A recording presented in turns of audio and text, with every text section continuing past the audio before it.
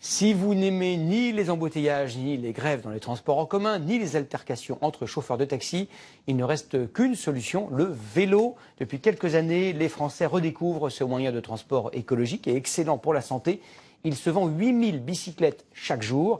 Il y en a pour tous les goûts et tous les budgets, comme l'ont constaté à Dijon nos sprinteurs de choc, Céline Blancpain et Brice Gérès. C'est un acte devenu familier. Enfourcher son vélo chaque matin, une habitude pour ce Dijonnais qui travaille à 8 km de son domicile.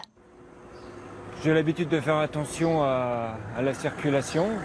Et en fait, au bout d'un certain temps, on n'éprouve plus aucune appréhension. Simplement, faut être vigilant. Oublier les embouteillages et la recherche d'une place de stationnement. Son vélo se plie en moins d'une minute. Il s'emporte partout, même dans les transports en commun. Quand j'arrive à mon bureau, je peux le mettre sans problème à côté de mon bureau et c'est très pratique.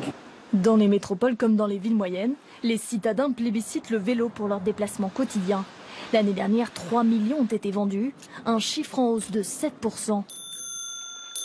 En moyenne, les Français dépensent 307 € pour s'offrir un deux roues. Voici l'exemple typique électrique très vendu actuellement dans une gamme urbaine qui est polyvalent aussi pour la balade. Cette boutique spécialisée a doublé son chiffre d'affaires l'année dernière grâce au succès du vélo électrique vendu 2000 €.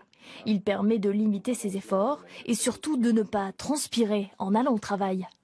On peut se déplacer en civil. Donc on a des vélos tout équipés, garde-boue, porte-bagages. On peut y ajouter des sacoches, transporter son ordinateur, partir en costume, aller au travail, monter des côtes. On arrive, on n'est pas essoufflé, on peut aller bosser. Cette famille dijonnaise a opté, elle, pour un biporteur électrique venu d'Amsterdam. Ça fait quand même un carrosse. Oui, c'est votre carrosse. Allez. Il est équipé à l'avant de 2 ceintures de sécurité pour transporter les enfants. Prix moyen, 2000 €. L'avantage du baquet, c'est que je peux partir faire mes courses, ramener un copain, une copine, il n'y a pas de souci.